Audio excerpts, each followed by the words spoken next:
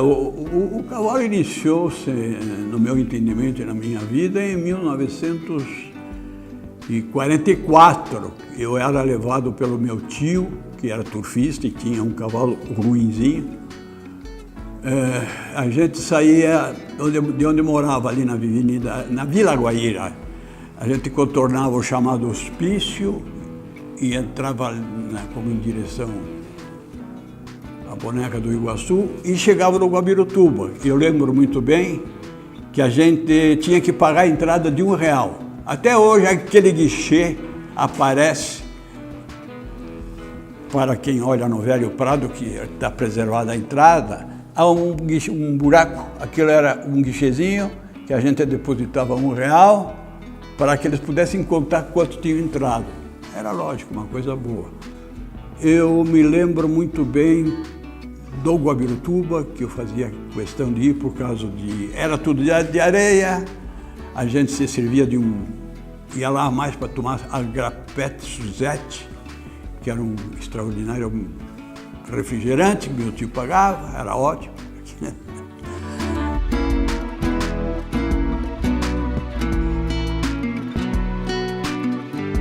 Vivi bem no Guabirutuba, conheci muitas pessoas, que perdura até hoje no meu pensamento. Por exemplo, treinadores, poucos deles eu me lembro de figuras necessariamente, todo domingo lá, que era o interventor Manuel Ribas e a dona Wanda Bercó, que era uma extraordinária criadora, tinha Soares em Piraquara e comparecia sempre. Jockeys, lembro de uma meia dúzia, entre eles o Maceno de Freitas, os Isaoia, era aprendiz lá, Isaoia. Dos aprendizes eu lembro do Bolino, Abolino, lembro do Pierre Rivas, lembro do Virgílio Pinheiro Filho, que mais tarde faleceu numa carreira no Rio de Janeiro. Tem mais, me escapa a memória, tanto tempo isso aconteceu. Dos treinadores, tinha Lesnioski, que saiu de treinador, de jockey para treinador.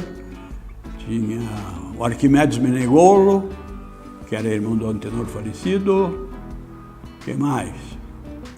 Treinadores, o Adão Bernadzucchi, meia dúzia, que foge um pouquinho da minha memória. Se chovia um pouco, ficava impraticável a pista, não tinha como. Então, era sair de casa sem chuva, tudo bem. Com chuva sabia-se que não ia, porque a raia era pura terra. Não tinha areia, não tinha grama, não tinha nada que pudesse contornar o efeito da chuva. Os cavalos, via de regra, sempre isso nos levava no domingo de manhã a presenciar aquele desfile. Eles vinham da região Capão Raso, puxados. Capão Raso, Portão, e tinha um na Vila Guaíra, que era do Henrico Andretta. Lá do Capão Raso existia a família Gusso, existia os Piotto, Piovesan, que desciam a Avenida Guaíra. Então, na época, que não tinha asfalto, não tinha nada, ele era muito chato. Ia para a direita, ia para a esquerda, desviando o tanto quanto possível, e chegavam até o Guabirutuba, domingo de manhã para correr à tarde. Difícil isso. Outra coisa, o Guabirutuba teve bons cavalos. Eu lembro muito bem cavalos especiais, um deles Triunfo, que era do seu Antônio Parolim, que por sinal também criava hoje Parolim. O Triunfo, ele tinha a possibilidade de ser um grande ganhador, como era aqui. Por isso, portanto, foi para o Rio de Janeiro, dentro de um vagão de trem. 3 cavalariços levando, acompanhando, daqui até o Rio de Janeiro, para correr o Prêmio Cruzeiro do Sul. Era o triunfo do Antônio Parolim, que iria correr. O boato era muito grande sobre isso. E o Parolim também tinha uma égua que só correu aqui, boa demais, ganhou várias carreiras, que se chamava Bionda.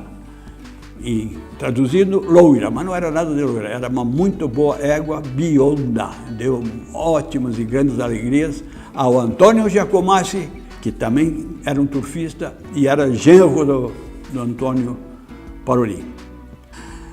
E dos cavalos, eu lembro do noivo, da noiva, era um pitoresco isso, noiva, noivo, tinha a éguinha pequenininha que tinha torcida desfeita, pequenininha, pretinha, corresse contra corresse, adversário não, todo mundo torcia por ela, a desfeita, e ganhava, era boa. Tinha o Zorro, tinha grandes, os aras em Curitiba eram poucos, mas bons. Valente, tinha pessoal que vinha de São José dos Pinhais, o Isaniolo e os Pereiras criavam bons cavalos. Já no Uberaba era o Afonso, pai do Afonsinho. Outros grandes aras.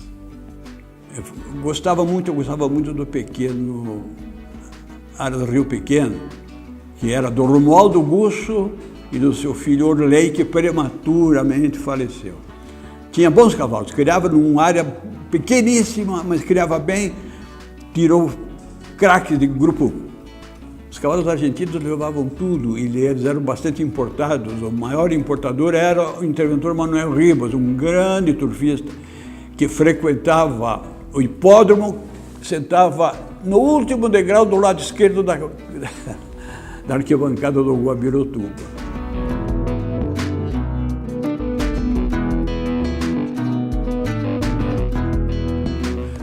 O turf, numa comparação de ontem e hoje, é fácil.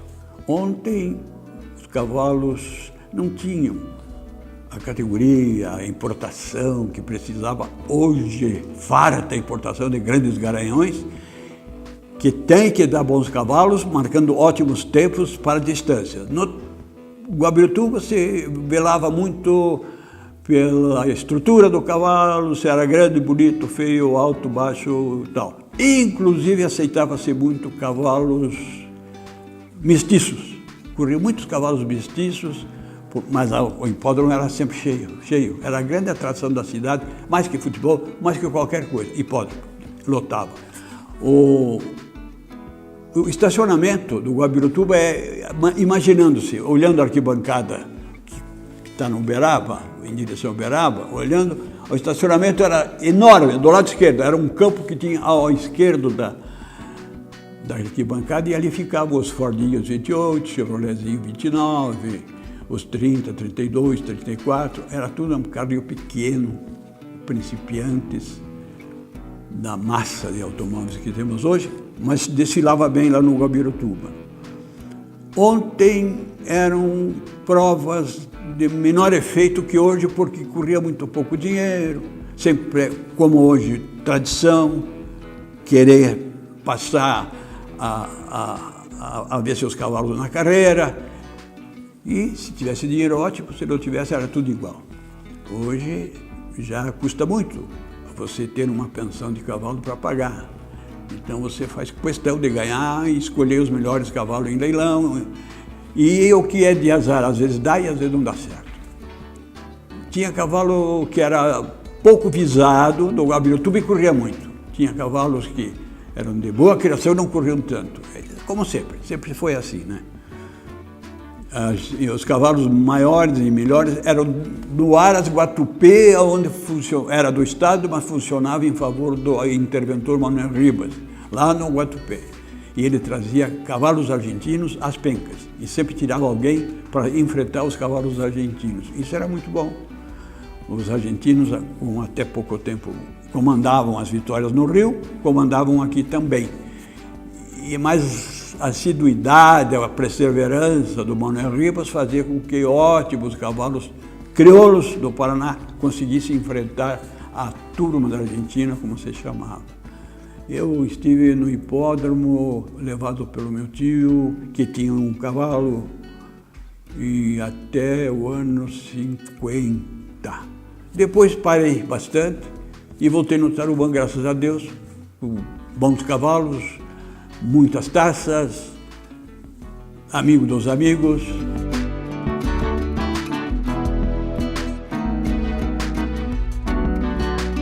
O que precisava o Turf era uma assistência do governo, como fazem os grandes governos. Por exemplo, Maronhas, em Montevidéu, parou porque só era Jockey Club, foi renovado pelo governo do estado do Uruguai.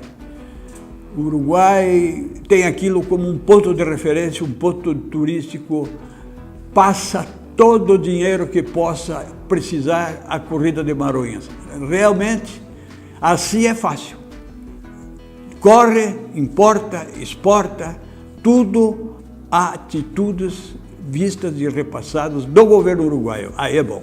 Então eles estão subindo muito, crescendo muito, importando muito, e estão tendo bons resultados, e daí para frente estamos acreditando muito em Maronhas, porque o governo do estado interfere no sentido do bom, e não para tirar dinheiro, como é normal no Paraná, no Brasil especialmente.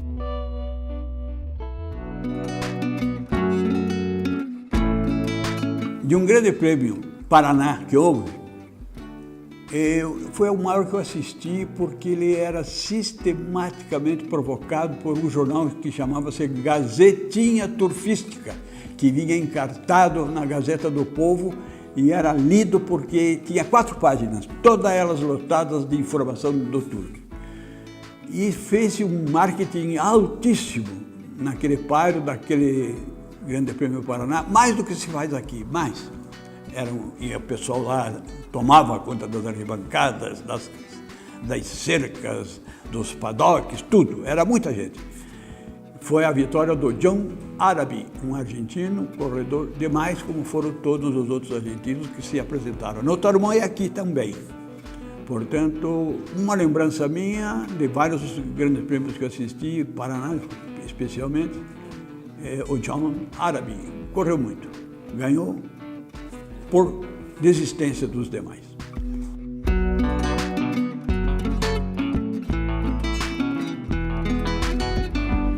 Eu tenho que homenagear muito todos os presidentes do Jockey Club do Paraná que se empenharam ao máximo, desde as épocas de antes de Guabirutuba, onde está, já era no chamado Hospício, hoje Hospital Nossa Senhora da Luz, foi o primeiro, Guabirutuba o segundo, Tarumã o terceiro hipódromo que tivemos. E não é nada fácil ser dirigente, principalmente de um presidente de um clube que é deficitário. Eles encaravam, mas hoje, graças a Deus, a nossa visão está altamente feliz, satisfatória, porque é um grande Jockey Club Plaza, que vai render dinheiro ao jockey para contornar todos os seus mistérios e todas as suas despesas e todas as suas necessidades. Daí crescendo hoje vai crescer um grande Jockey Club, porque temos,